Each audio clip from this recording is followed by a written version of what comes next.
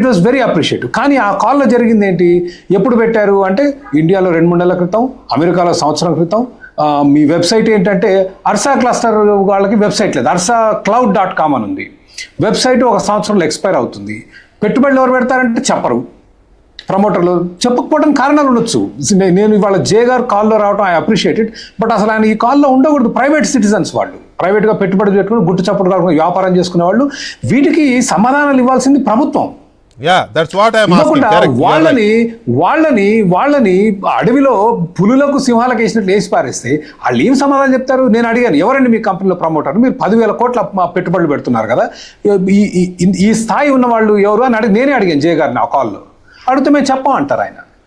I can understand, చెప్పకూడదు, ఎందుకంటే వాళ్ళు ప్రైవేట్ సిటిజన్స్ అండి.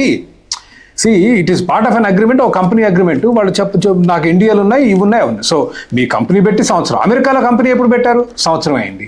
పెట్టుబడులు ఎవరు పెట్టారు? మేము చెప్పాం అంటే మేము ఏం అర్థం చేసుకోవాలి?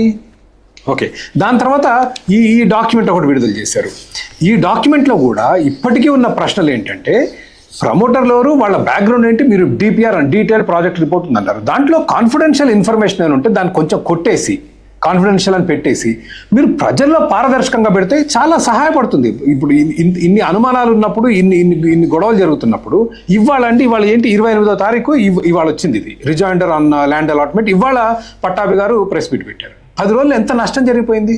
మనం గతం ఒకసారి నెమరు వేసుకుంటే రిజాయిండర్ చాలా రోజులు అయింది వచ్చి, రిజాయిండర్ వచ్చింది కానీ అది పబ్లిసైజ్ అవ్వలేదు. పబ్లిసైజ్ అంటే ఎక్కడో ఉందండి, దాని మీద క్యాంపెయిన్ ఎక్కడ చేశారు మీరు?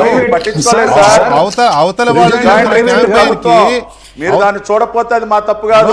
మేము చూడటం కాదు పట్టాభి గారు, అవతల వాళ్ళు చేస్తున్న క్యాంపెయిన్ స్టిల్. నేను అందుకే చక్రవర్తి గారిని నేను అడిగిన క్వశ్చన్ చాలా క్లారిటీగా ఉంది.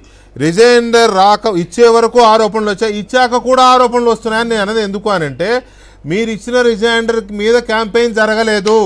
మీరు ఇచ్చిన రిజైండర్ పత్రికల్లో వచ్చి ఉండొచ్చు, నో డౌట్, కానీ దాన్ని క్యాంపెయిన్ చేసుకోవాల్సిన బాధ్యత మీది కదా. జైతాళ్ళూరి కాదు, లేకపోతే నలమ చక్రవర్తిది కాదు, వెంకటకృష్ణది కాదు. That is your job, that is your governments job. Sir 23 ఏప్రిల్కి వచ్చిన రిజైండర్ ఎమ్మటే వచ్చిన 5 నిమిషాల్లోనే నేను నా ట్విట్టర్లో, నా ఫేస్బుక్లో పెట్టాను.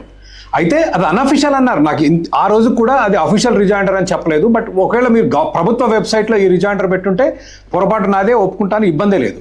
కానీ నాకు టీడీపీ మిత్రులు పంపించింది ఏంటంటే, ఈ రిజైండర్ 23వ తారీఖు పంపించారు. నేను 23వ తారీఖు వచ్చిన కరెక్ట్ 15 నిమిషాల్లో నా ఫేస్బుక్లో పెట్టాను, నా ట్విట్టర్లో పెట్టాను.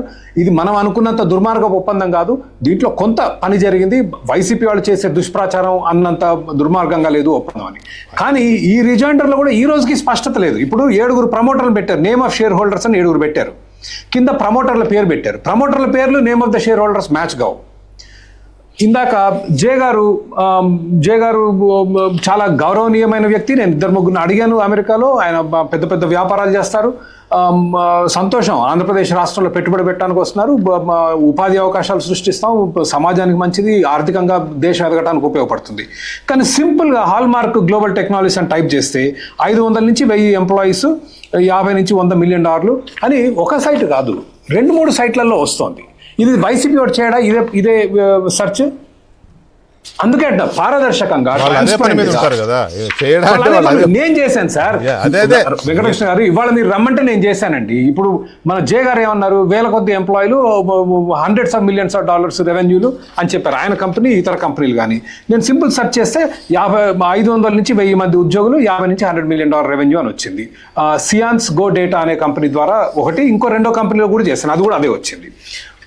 వేరే వాళ్ళు కూడా అదే చేస్తున్నారు కదా. సతీష్ అబ్బూరి గారికి బ్యాక్గ్రౌండ్ లేదు అని చెప్తున్నారు. నేను అనేది ఏంటంటే, మనం 2010 ఒక్క నిమిషం సార్, ఐ కంక్లూడ్ వెంకటకృష్ణ గారు, 2014 నుంచి 19 వరకు ఈ సిస్టమ్, ఈ మెథడాలజీ చూసాం.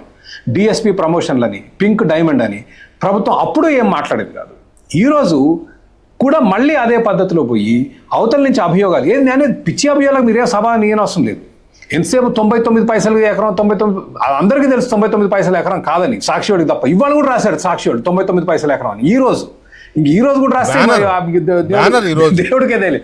ఏముంది, సింపుల్ గా మార్చుకోవచ్చు కదా సార్. చిన్న పొరపాటు జరుగుతుంది, 99 50 లక్షలు అన్నా కూడా తక్కువే కదా. ఇప్పుడు వాళ్ళు ఎకరం 50 కోట్లు అంటున్నారు, 50 కోట్ల ఎకరం సరే, అది వాళ్ళందరూ కరెక్ట్ అనుకున్నాం. 50 లక్షలు చిన్న మొత్తమే కదా 50 కోట్లతో పోల్చుకుంటే. ఈ రోజు కూడా 99 పైసలే రాశారు. బట్ నా బాధ ఏంటంటే వైసీపీ వాళ్ళు చేసిన మార్గంలోనే మీరు వెళ్తూ జియోలు ఇష్యూ చేయకుండా, ట్రాన్స్పరెన్సీ లేకుండా, పారదర్శకంగా లేకుండా, ఈ తప్పుడు ప్రచారం ప్రజల్లోకి వెళ్తున్నప్పుడు ఎదుర్కోకుండా ఇవాళ 28వ తారీఖు పట్టాభి గారు ప్రెస్ మీట్ పెట్టామంటే వైసీపీ అధికారంలో ఉన్నప్పుడు రోజు ఏకే వాళ్ళు జైతాళూరి గారు వీకే గారు ఒక్క నిమిషం, పట్టాభి గారు ఒక్క నిమిషం అండి.